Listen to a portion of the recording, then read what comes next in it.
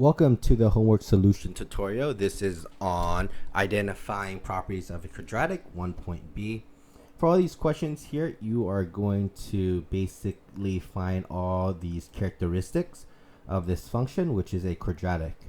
Here, mine does look different from yours because all I did was I just labeled it based on the directions here, A, B, through F. These are all the different ones that you have here. You can pause the video now to just label it because from your end you only see the letters, not these. Okay, I just want to make a note that all of these do have arrows at the end.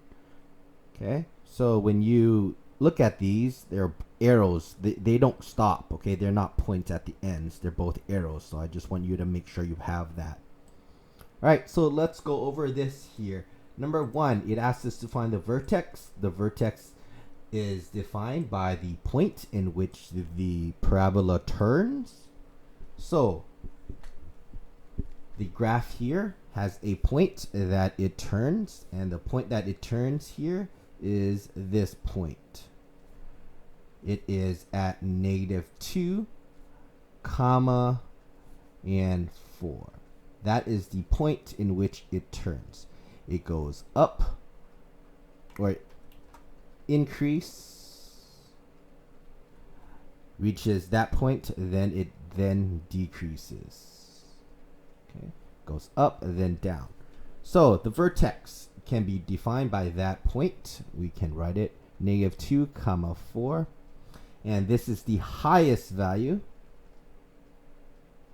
That makes sense because you increase to your highest value, then you start going down. Your highest value is also going to be determined by your maximum value. Okay, so the maximum value here is referred to your y. So we can say max at the value when y is 4. So here, the max is 4. That is the maximum output, is that value of 4. The increasing interval, we already wrote it.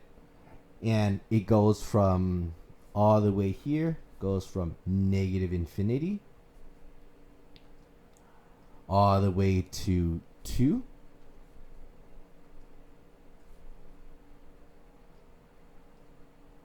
Then after 2, it starts decreasing. So from 2, it then starts decreasing all the way to positive infinity.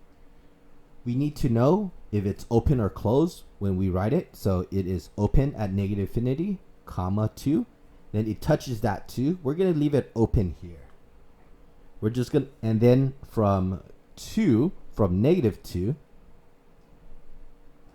it goes all the way to infinity when it starts decreasing now. All right? Because you don't know whether to close or open it, just keep it open with the parentheses, okay, at this point. Then this helps us get us our domain. Right here, -infinity all the way to positive infinity. And we open those at the parentheses. Now we look at the range, which is your y value. We know that the maximum here is 4. We just need to know what is the smallest value here. It goes from -infinity. So here, it is open at -infinity, but it's closed here at 4. Okay? Because it touches here at that value of 4. Let's look at the x-intercept. The x-intercepts are the points that it crosses the x-axis. And this is the x-axis here. Okay? So we can write this as the point -4, comma 0, and this point is 0, comma 0. Notice the x-intercept is when the y value is going to be 0. So it's -4, comma 0, and 0, comma 0. Ooh, this is also interesting because we can now get us our y-intercept, which is on the y-axis. This is this point as well, right here, that it crosses through 0, 0. All right. The positive interval when the function is greater than 0. Okay. there's an easier way to look at this. All right, let me show you. So I drew this line here. And in this line, there is the positive interval side where the function is greater than 0. So this is the positive y value. Then you have where the function is less than 0. We can call this the negative y value. There you go. So anything above this line, okay? This is basically right here. This line is when f of x is equal to 0. Okay? So when is it positive? When it is above 0. So it looks like it's this chunk right here. Okay, this chunk is when it's all positive. And where would that happen? Well, that looks like that is happening when the x, let's see from what interval to what interval. Let's see here. Looks like it goes right here, -4. And then it goes to 0. Okay. So that is when it's increasing, because notice this is increasing. Do you see that? Okay. That's how you get that value here. And then the negative interval, or actually just put it in parentheses. Then we have the negative intervals, which is going to be down here. All right. And we know that that value occurs right here. So it is going from, it's going right here. So it goes from -infinity all the way to the -4. So it's right here. Then you have this half, which is from 0 all the way to positive infinity. All right. And we put this symbol here. This means the union. Okay. So you can have this side or 0 through infinity there. And the axis of symmetry is the line that cuts this graph right down the middle. And this is a line. The line of symmetry is a line or a linear equation. And the linear equation here that it cuts through would be x is equal to, the interesting part, if you have the axis of symmetry, all you have to do is look at the vertex. It is going to be the x value of the vertex. So it's x is equal to -2. And that is the axis of symmetry. Number 2, I'm not going to do a lot of explanation. I'm just going to give you the difference between this problem and this problem. It just flips it, okay? So the main difference here is the vertex is now a minimum. Let me show you. So the vertex is at this point 1, and the y value here is 0. So this is the vertex at 1, 0. And from left to right, it starts decreasing. And then decreasing here.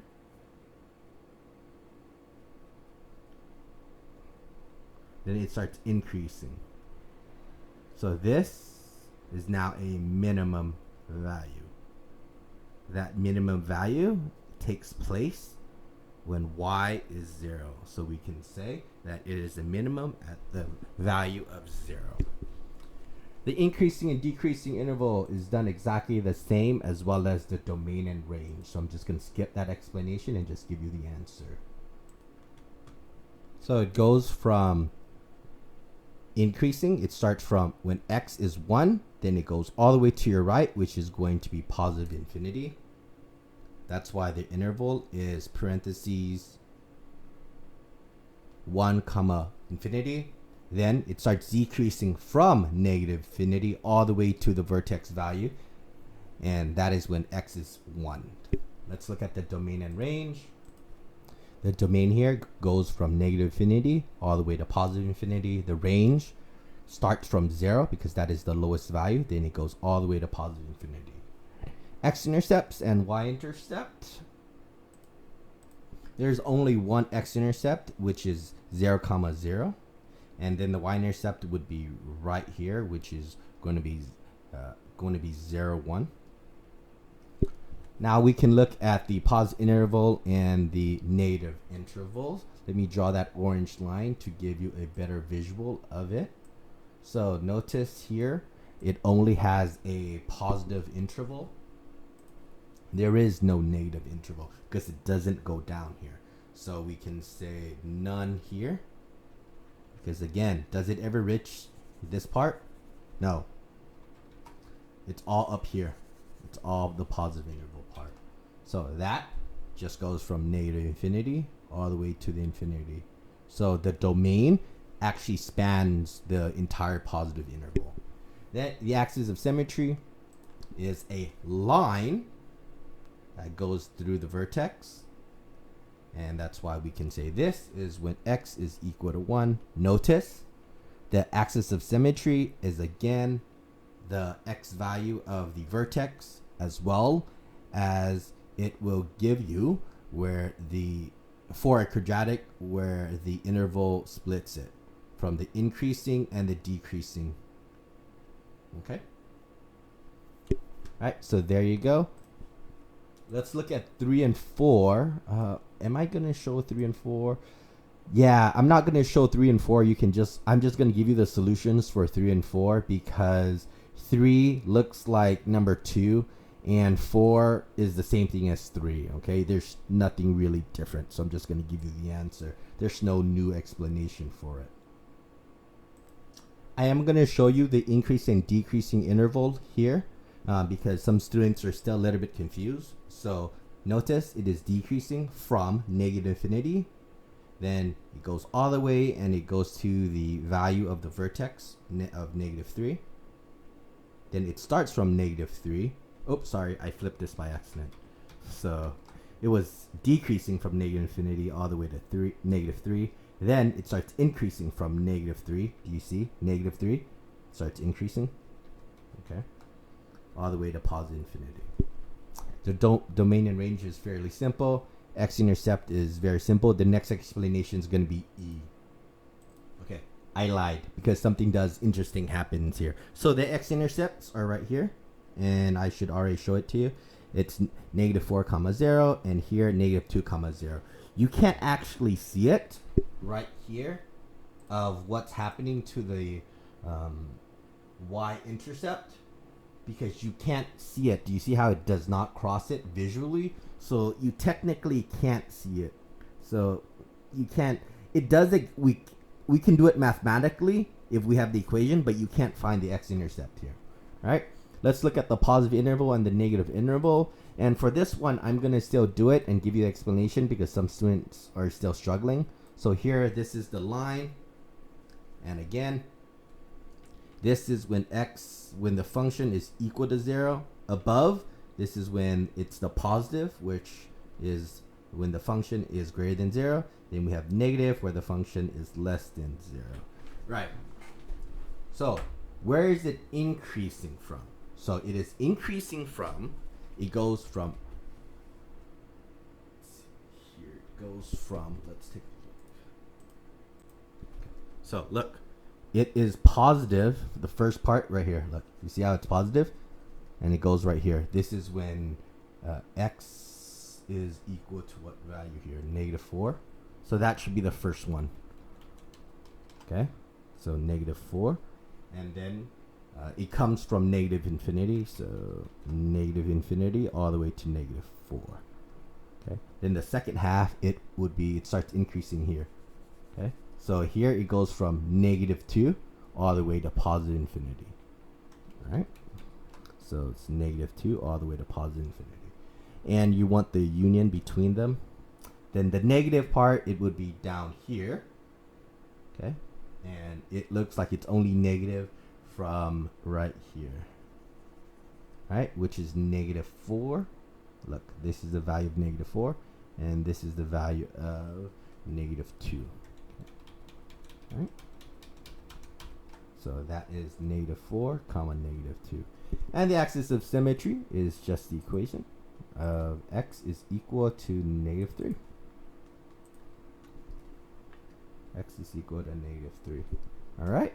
And now I'm just going to give you the answer for 4. That's the explanation. All right. I gave you extra explanation on the intervals of decreasing, positive, and negative as well. Okay. If anything interesting happens here, I will explain it to you. But it's like the other one. So, all right. I'm just going to give you the answer now. All right. So here are the answers so far. The interesting part here is that it doesn't cross the X-intercept, so it is none here for the X-intercept, okay? You can find the rest. All right, so because students did ask about the positive interval and negative interval, I'm just going to do that here for you. So the positive interval, so again, here's the line. This is when the function f of x equals to 0. Notice that this is when the function is greater than 0, right? So is there a negative interval here where f of x is less than 0? Nope, there is none here, okay? Doesn't exist, right? So here it's increasing the entire way, so it is just the function again. So look, it's just a domain. It's basically the domain. It's the entire domain here, okay? And it would be none here. The axis of symmetry is the line that cuts through, so it's going to be x is equal to 2. Here's the line if you want to see it. All right, so there you go. That is your solutions for 1.2.